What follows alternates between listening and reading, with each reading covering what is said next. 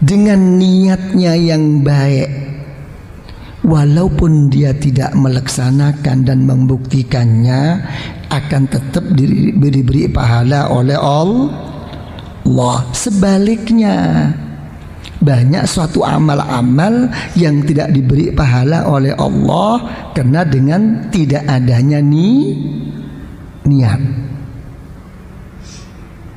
Gimana kira-kira? Niat itu berat apa enggak, Pak Arifin?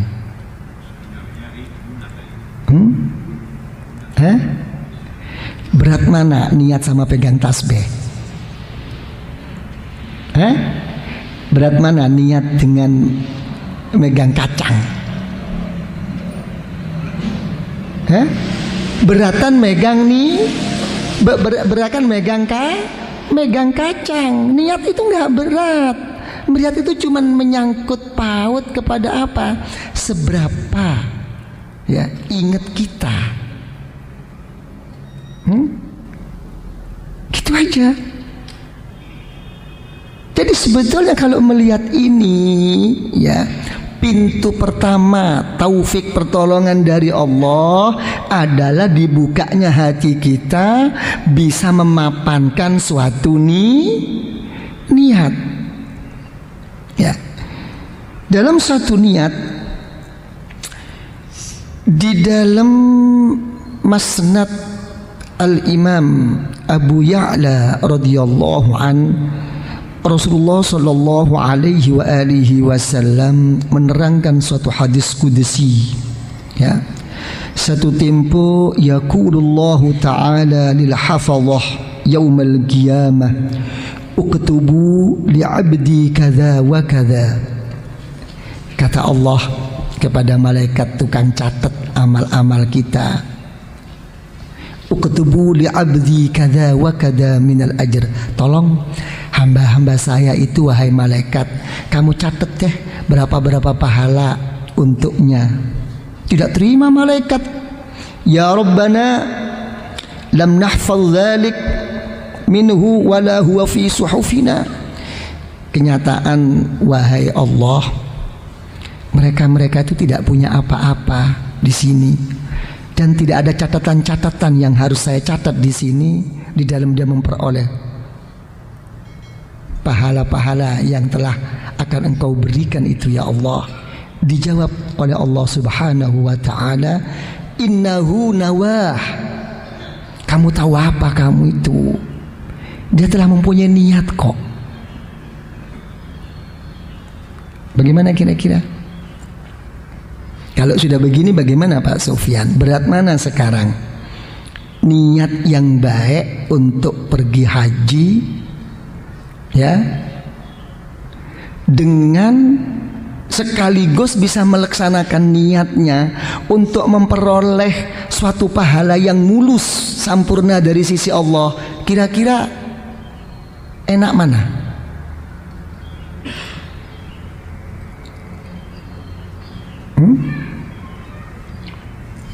Mudah mana? Mudah niat. Ya, kadang-kadang begitu dibuktikan, dilaksanakan niatnya, belum tentu kita mampu. Belum tentu. Ini nanti menyangkut ya, bagaimana keberadaan diri kita pada saat melaksanakan niat itu sendiri. Ya, menyangkut kemana? Menyangkut ada suatu label, ada suatu jaminan dari Allah bahwa ini diterima apa tidak oleh Allah. Lain. Ya, untuk agar bisa ikhlas, untuk agar bisa sungguh bagaimana, dan untuk bisa itu diterima oleh Allah itu bagaimana, lain cara menyikapinya. Ya. Jadi gimana? Kira-kira diperbanyak niat apa enggak? Boleh enggak niat kalau menurut ukuran dia yang diniat itu sudah tidak mampu dilaksanakan? Coba diulangi lagi. Boleh enggak seseorang berniat walaupun dia tahu bahwa dia tidak mungkin melaksanakan niat itu? Suatu pertanyaan yang bagus. Jadi Pertanyaan si Pak Sufyan ini begini, boleh enggak orang itu mempunyai suatu niat untuk melaksanakan sesuatu, tapi kenyataannya niat yang diinginkan itu dirinya tidak mampu? Boleh apa tidak? Niat itu tidak menunggu dia mampu atau tidak mampu. Ya. Karena di dalam kita menggunakan suatu niat pada sesuatu yang ketidakmampuan itu berarti beriringan apa? Dengan penuh harap rahmat Allah. Saya tidak punya uang, saya tidak punya apa sesuatu untuk pergi haji, tapi saya mohon sama Allah, ya Allah, dengan besarnya rahmatmu ya Allah, begitu ya, dengan kasih sayangmu ya Allah, kalau engkau beri rezeki yang melimpah ya Allah, aku akan pergi haji ya Allah. Begitu cara mendudukkannya. Paham? Jadi cara menduduk, melaksanakan niat, itu lain lagi. Oke? Melaksanakan yang lain. Melaksanakan niat kalau mengikut hukum syariat harus bersamaan dengan apa yang akan dikerjakan. Itu lain. Sudah? Mau tanya?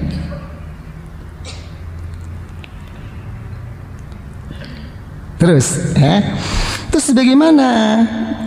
Ya, karena itu dikatakan para ulama-ulama sufiyah, rubba amalin saghirin ta'zimuhun niyah wa rubba amalin kabirin tusghiruhun niyah. Tidak kurangan suatu amal ya yang sebetulnya itu nilai lahiriah itu kecil, tapi akan jadi besar karena niatnya. Ya.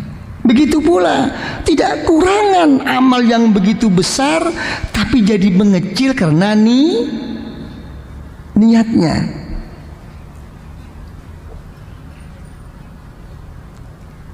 Paham? Ya, nggak perlu dicontohkan. Hah? Kata siapa perlu? Ya, ini hati-hati nih.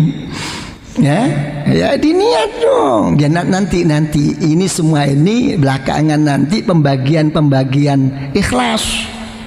Nah, kalau begitu ya dikatakan para ulama-ulama sufiyah dan thariqah, fa'aunullah lil 'abd ala qadri niyatihi. Ya, pertolongan Allah Subhanahu wa ta'ala atas hambanya itu apa? Mengikut kadar niatnya. Kalau memang niatnya itu sampurna, maka sampurnalah pertolongan dari Allah. Kalau memang niatnya itu berkurang, maka berkurang jugalah pertolongan daripada Allah. Terserah. Ini jadi yang besar, hati itu yang besar. Ya, gitu kan. Ini semua ini apa? Ada background yang begini. Ini ada background apa? Ada background besarnya hati atas rahmat Allah. Dan ada background lagi di belakang kita itu apa? Bahwa kita tidak bisa melaksanakan yang begitu sampurna. Lihat kondisi kita, akhirnya diputus dengan niat. Ya kan? Ini hati-hati ini. Jadi pertolongan Allah ikut ukuran niat. Gitu. Nah, untuk melaksanakan niat, sudut mana ini? Niatnya sudah. Ya, sekarang tinggal melaksanakan, membuktikan niat baiknya, ya, dengan kesadaran yang begitu tinggi itu dari mana? Tidak akan berhasil tanpa adanya suatu keyakinan. Ya, ini seperti yang telah dikatakan oleh Luqman Al-Hakim alaihi salam, ya, terhadap putranya. Beliau mengatakan, ya bunayya la yastata'ul amal illa bil yakin. Suatu pembuktian kita menghadap kepada Allah dengan dibuktikan sejelas-jelasnya itu tidak akan terlaksana tanpa adanya keyakinan. Jadi kalau begitu bagaimana? Wala ya'mal illa biqadri yakini. Orang-orang itu tidak akan melakukan sesuatu kecuali mengikut ukuran keyakinannya. Ya, kira-kira secara lahiriah, ya, dengan keyakinan hati kita memperoleh sesuatu dari siapapun. Kira-kira kita makin semangat apa enggak? Makin menggebu-gebu apa enggak? Di sini ukurannya. Ya. Jadi kalau Anda tidak bisa membuktikan suatu kebaikan, ya, itu berarti Anda kurang keyakinannya. Gitu. Malah bisa-bisa ini makin melorot, turun menurun. Ya. Maka makin kurang keyakinannya. Na'udzubillah. Lebih-lebih kalau di dalam menurunnya suatu pembuktian keyakinan berbentuk amalia itu sendiri, sampai dia menipu dirinya dengan alasan-alasan macam-macam yang sebetulnya alasan itu dengan ukuran orang pikiran sehat nggak perlu diutarakan. Kenapa kamu tidak beribadah? Kenapa kamu tidak berzikir? Kenapa kamu tidak kumpul-kumpul? Kenapa kamu tidak datang? Enggak, ini masalahnya. Hati-hati. Seorang dokter atau seorang guru thariqah itu tahu, begitu itu tahu sebetulnya itu. Ya. Kenapa masalahnya itu? Ya. Ya memang pembawaan diri manusia kan begitu kan. Kalau diajak suatu perbuatan baik, ya, terus sampai menanyakan tentang keberadaan dirinya, akan menjawab jangan datang kok. Kan begitu Pak Sufyan. Mau berangkat iya pagi ini ya. Kok pinggang saya? Jawab pinggang ini. Iya sakit. Memang dicari. Sebetulnya waktu jalan nggak ada apa-apa. Ayo sekarang pergi kemana? Pergi ke mall. Ayo berangkat. Memang nggak terpikirkan. Tapi begitu diajak berzikir untuk mengaji seperti ini, dipusatkan pikiran dan hatinya untuk meneliti tentang keberadaan dirinya. Gimana pinggang saya? Bagaimana tangan saya? Ya akan menjawab agak kaku memang. Ya iya memang sehari jalan kok. Ini hati-hati begini ini. Jangan membuat satu uzur, alasan. Ya. Karena itu dalam satu hadis sahih, ya, Rasulullah sallallahu alaihi wasallam menyabdakan Allah Ta'ala itu senang kok. Innallah wala khash habba minal uzr minallah, katanya tidak ada kok orang siapapun yang lebih menyukai, menyintai, menyenangi suatu uzur-uzur seseorang itu kecuali Allah. Itu nggak ada. Menerima Allah Ta'ala kalau memang Anda betul-betul uzur. Tapi hati-hati jangan mempermainkan. Ini ancamannya tuh di situ. Jadi kalau sudah begini, ya, jadi jelas, ya, ukuran kita semua ini bisa membuktikan seperti ini apa? Adalah keyakinan. Ini sudah nggak bisa diilmukan lagi, nggak bisa. Itu kan, karena itu yang dinamakan taufik itu apa? Khalqut ta'ah. Ya, lihat dalam ilmu-ilmu tauhid. Ya, yang dikatakan taufik, orang-orang yang mendapatkan pertolongan dari Allah itu apa? Khalqut ta'ah, telah dijadikan dan dibuktikan oleh Allah dia telah bisa melaksanakan suatu pengabdian berbakti kepada Allah. Jadi walaupun ilmunya banyak, rencananya banyak, tujuannya banyak, selagi belum bisa dibuktikan, itu sama dengan orang belum mendapatkan taufik wal hidayah. Ya. Apa? Mau tanya? Tapi niatnya masih dicatat nggak? Hah? Orang yang demikian itu niatnya masih dicatat Allah. Wah, ini rupanya ngejar niat terus. Begitu bagus ini ya. Yang dicari pahala terus. Betul memang. Apa artinya sebuah pahala? Apa artinya sebuah obat dan vitamin kalau kenyataannya pantangan-pantangan itu sendiri tidak bisa dijauhi? Apa artinya mendapatkan suatu pahala dari Allah, mendapatkan suatu macam-macam dari Allah kebaikan, tapi kenyataannya kalau hatinya tidak bercahaya, bernur daripada Allah, apa? Sembahyangnya 10 menit, ya, yang Allah Ta'ala telah menjamin, inna sholata tanha 'anil fahsya'i wal munkar. Salatmu itu sesungguhnya bisa mencegah, bisa menjauhi dari apa-apa yang tidak diridhoi oleh Allah. Tapi kenyataannya bagaimana? Kalau kita misalnya keluar habis sembahyang, ya, yang laki nampak orang cantik, seksi lagi, ya, yang perempuan nampak orang laki. Belum lagi nanti lepas berapa jam ini. Apa artinya sebuah pahala kalau memang kita nggak bisa menjaga ini dan itu tidak menjadikan satu nur?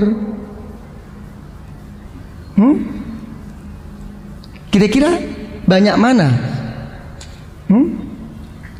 pahala kebaikannya daripada keburukannya kalau udah begini? Nah, ini yang mengakibatkan orang di dalam beribadah kepada Allah hanya sebagai rutinitas, melihat satu kewajiban, bukan karena Allah, tapi karena takut neraka, ingin salah, bukan salah. Memang manusia memang begitu kok sifatnya. Tapi akibatnya ini harus kita bicarakan. Ini nggak ngomong tentang syariat mahdhah, tidak hanya mengomong tentang hukum, tidak. Kita ngomong bagaimana kita jadi baik. Lain dong. Dan tahan bantingan untuk menghadapi segala macam ujian. Ini kalau bicarakan baik, siapa yang nggak sembahyang? Semua ini lebih sembahyang kok tadi subuh. Ya apa begitu? Tapi tolong nanti habis ini pergi ke Ancol sana. Jangan tertarik sama orang, jangan cinta sama orang, menjaga perasaan hati aja.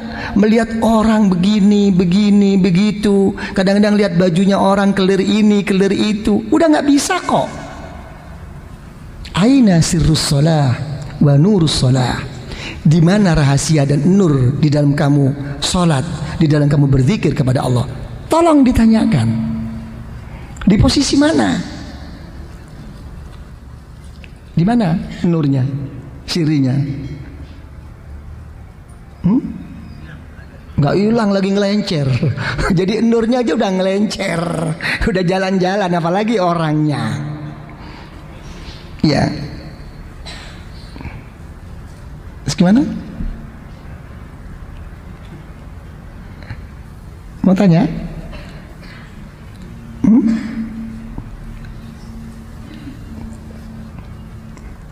Ini semua apa? Menunjukkan tentang kebesaran dan kehebatan niat. Ya, kenapa kok begini?